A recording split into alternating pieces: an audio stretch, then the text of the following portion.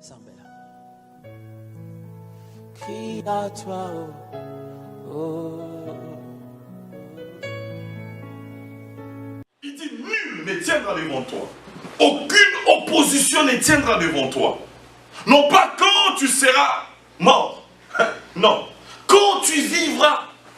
Cette troisième dimension définit l'action de Dieu dans les deux dimensions précédentes. Les gens ont tendance à s'accrocher, nul ne tiendra devant moi. Mais ils refusent que Dieu a dit tant que tu vivras. Est-ce que tu vis pour que l'opposition ne tienne pas devant toi? Il y a beaucoup de personnes qui marchent, qui sont vivants physiquement, mais qui ne vivent pas spirituellement. Et une telle personne, l'opposition va tenir devant lui. L'Éternel est clair dans sa parole, est clair dans ses principes. C'est le premier scientifique qui a existé. Quand il donne un principe, il est clair. Il dit, nul ne tiendra devant toi. Mais il faut que tu vives pour que nul ne tienne devant toi. Il y a beaucoup de personnes à l'église qui spirituellement, ils sont déjà morts. Mais qui pensent que l'opposition du diable ne va pas tenir dans leur vie. Ne te trompe pas. La Bible est claire. Il dit, tant que tu vivras. Tant que tu vivras. Cela veut dire que quand tu vas arrêter de vivre, l'opposition va tenir dans ta vie. Donc l'opposition tient dans ta vie pendant que tu arrêtes de vivre. Quand je parle de la vie, je vois plusieurs dimensions. La première dimension de la vie est liée à ta spiritualité. Quand la Bible dit « quand que tu vivras », ça veut dire que quand tu seras à côté de moi, quand tu quittes la présence de Dieu, tu ne vis plus. N'est-ce pas que Dieu a dit à Adam et Ève, le jour que vous allez toucher à ceci, vous allez mourir. Mais quand ils ont mangé, est-ce qu'il y avait la mort physique? Non. Mais il y avait la mort spirituelle. Si tu veux que rien ne puisse tenir dans ta vie, ça veut dire qu'aucune position ne puisse bloquer ta vie. Qu'aucun lien familial ne puisse bloquer ta vie. Qu'aucun lien spirituel peut-être ne puisse bloquer ta vie. Il faut d'abord que tu vives spirituellement. Parce que la vie est attachée à l'esprit. Et Dieu est notre source de vie. Parce qu'il a créé un corps dans le jardin d'Éden et il a soufflé sur le corps pour qu'on puisse avoir la vie. De la même façon, quand un poisson est retiré dans l'eau, sa vie s'arrête. De la même façon, quand tu es retiré dans la présence de Dieu, même si tu vis, même si tu es comment, en réalité tu es mort. Tu sais pourquoi tu es mort? Parce qu'il ne s'agit qu'un petit sorcier, même de 2 ans, puisse décider qu'il puisse te bouffer, il va te manger comme il le veut. À la sauce ou sur barbecue, c'est son choix. Pourquoi? Parce que plusieurs personnes qui sont mortes spirituellement ne vivent que parce qu'il y a d'autres personnes qui intercèdent pour eux. Voilà pourquoi tu vas voir la Bible en train de dire, je cherche quelqu'un qui va se mettre à la brèche pour intercéder pour. Voilà pourquoi dans nos mémoires d'intercession à l'église, on intercède pour tout le monde. Et beaucoup de personnes ont raté des accidents, des maladies graves, simplement parce qu'une autre personne a intercédé pour lui. Parce qu'en réalité, spirituellement, tu es mort. Et parce que tu es mort spirituellement, toute opposition qui va se présenter à toi a la voie libre. Donc vous devez comprendre cette troisième dimension, parce que c'est la base de toutes choses. Quand que tu vivras. Dans la première dimension de la vie, je suis la vie et la vie en abondance. Il dit à cette femme samaritaine, l'eau que je vais te donner, non seulement tu n'auras plus soif, mais tu deviendras aussi une source. Le voleur ne vient que pour dérober, détruire et égorger. Mais moi je suis venu pour donner la vie. Je suis le chemin et la vérité. C'est Jésus-Christ qui est la vie. Amen. Alors ne t'étonne pas quand il y a des blocages dans ta vie, parce qu'en réalité tu es mort spirituellement. Amen. Quand il y a un conseil spirituel des personnes pour décider sur ce qui va se faire sur la terre, toi tu n'es pas là. Regarde comment tu es étonné. Il y a des choses qui t'arrivent, tu ne sais même pas. Quand tu es spirituel, les premiers signes, tout ce qui t'arrive à 80% parce que Dieu est souverain. Yes. Il peut te cacher certaines choses, tu le sais. Yes. Moi, il n'y a rien dans ma vie qui m'arrive sans que je le sache. Alléluia. Amen. Des fois, Dieu part même plus loin. Tu dors le samedi comme ça, Dieu te montre, la personne ne viendra pas à l'église pour ça. Pourquoi? Parce qu'on est présent spirituellement. Il n'y a rien qui peut se passer dans le spirituel sans qu'on sache. Frères et sœurs, Mon but n'est pas de t'effrayer, mais mon but est de te dire la vérité. J'ai décidé pendant mon voyage au Congo, parce qu'on a plusieurs témoignages au Congo, je vais faire des vidéos des personnes, des gens qu'on a délivrés quand on travaillait encore au Congo, des sorciers qu'on a délivrés, même des papas âgés. La personne qui était mort, il a fait 3 jours et puis un pasteur a prié pour lui, il était ressuscité. Je vais faire ces vidéos et je vais montrer à l'église. Voir les témoignages des sorciers. Et je pense que ça va réveiller ta conscience. Amen. Comment une personne normale peut dormir sans prier, se réveiller sans prier, et puis tu sors? Alléluia. Donc tu penses que la vie, là, quand tu te réveilles, c'est comme ça. Donc quand tu es mort spirituellement, toute opposition à la voie libre. À la voie libre. Et le premier sorcier de ta vie, c'est toi-même. Amen. Parce que tu dois comprendre que quand tu n'agis pas, quelqu'un agit à ta place. Nous sommes dans un monde d'action. Alléluia. Nous sommes dans un monde d'action. Tu dois agir spirituellement. Tu dois être quelqu'un spirituellement. Tu n'es personne spirituellement. Un grand gaillard la journée, mais spirituellement tu n'es même pas un bébé. C'est vrai ces choses. Et beaucoup de vies sont détruites. Vraiment détruites. Pourquoi? Parce que toi, ce qui est important, c'est ta vie physique. Tant que tu vivras, est-ce que tu vis? Pose la question à ton voisin, est-ce que vraiment toi tu vis? Il faut les bouger un peu. Est-ce que tu vis?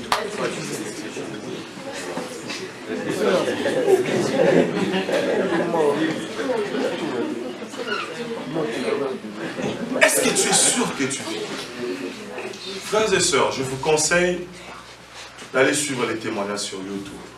Vous allez être éveillés. Il y a des gens qui ont 5 ans, 7 ans, et que le diable a déjà bloqué son mariage et tout. Il a déjà tout bloqué. Le début de sa conception dans le ventre de Marie. Qu'est-ce qui a précédé? Le Saint-Esprit a précédé d'abord. Il a couvert Marie. Et ça, c'est un principe spirituel. Si tu veux briser toutes les oppositions de ta vie, que le Saint-Esprit précède ton action. Si tu veux briser toutes les oppositions, vous voyez Marie là, même si elle était maçon, son enfant dans le ventre n'allait pas partir. Parce que le Saint-Esprit avait précédé. Même si elle était catchère, après boxe, l'enfant est là. Parce que le Saint-Esprit couvrait. C'est un langage spirituel. Je ne demande pas quand tu es enceinte d'aller boxer là-bas, c'est parti.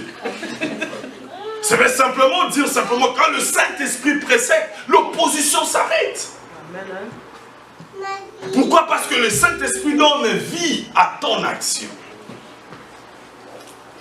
Aussi longtemps tu ne vis pas spirituellement,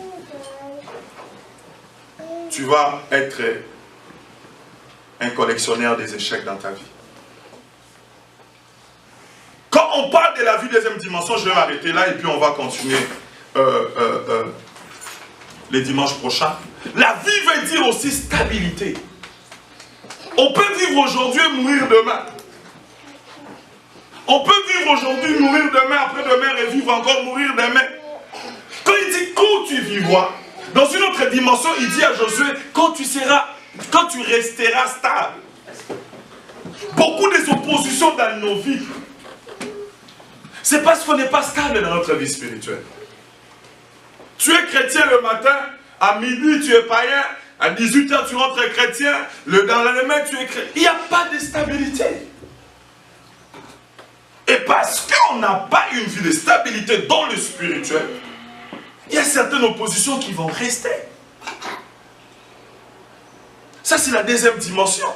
Tout ce qu'on fait pour Dieu n'est pas bien fait. Tout ce qu'on fait pour Dieu, c'est une seconde qualité. Tout ce qu'on fait pour soi-même, c'est ce qui est bien fait. Pourquoi? Parce qu'on n'est pas stable. Parce qu'on n'est pas stable. Dans la stabilité, je vais beaucoup évoquer la vie de Job. Job n'avait aucune raison pour vivre le malheur qu'il vivait. Il était stable dans ses prières.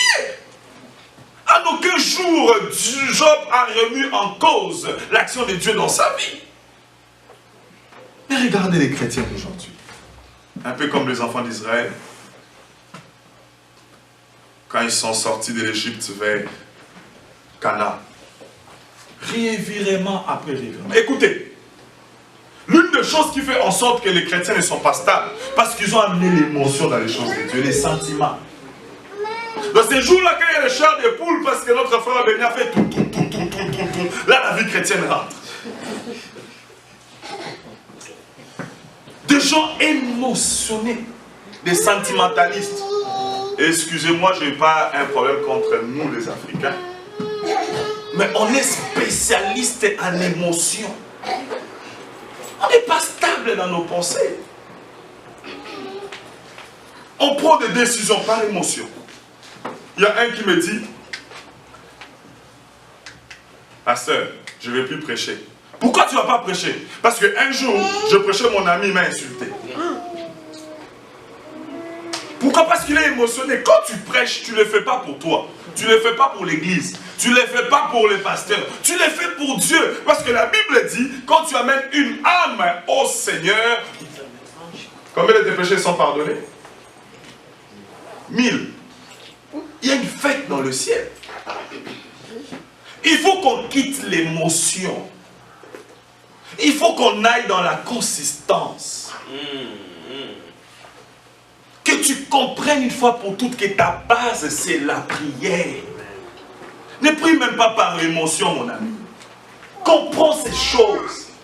Je vous ai toujours dit, un sataniste, hein, au pays là, même si tu sais qu'il faut qu'on s'habitue, ce n'est plus Kabyle. L'appel qu'on a réunion à minuit. Si minuit, ce sont ses heures d'incantation, il ne va pas partir. Parce qu'il sait que la seule chose qui fait en sorte que tu sais qu'il me garde à côté de lui, parce que je suis sataniste. Mais pas parce que je suis professeur ou j'ai un diplôme. Il y a combien de gens qui ont des diplômes au Congo? Et ils ne sont pas sentimentalistes. Ils savent là où réside leur force. Les chrétiens oublient ça, cette stabilité. C'est de savoir sa source. La stabilité est liée à la source. Si tu ne veux pas manquer de l'eau chez toi, il faut t'assurer que tu payes tes factures. Si tu veux la stabilité dans l'électricité, paye tes factures. Si tu ne payes pas, on va couper. Mais comment expliquer que tu peux être stable spirituellement si tu ne veux pas être stable avec ta source qui est Jésus-Christ, qui est Dieu? On n'est pas stable, on agit n'importe comment. Et on oublie vite. Vite alors vite. Ta source d'aujourd'hui devient un endroit où demain tu peux cracher sur ça. Combien de personnes ont craché sur la présence de Dieu? Aujourd'hui, si tu regardes ta vie passée il y a à peine 5 ans, même 10 ans, là où Dieu t'a retiré, la marche de Dieu dans ta vie, aujourd'hui Dieu t'a amené quelque part. Et il dit que ce n'est pas assez. J'ai encore des choses avec toi.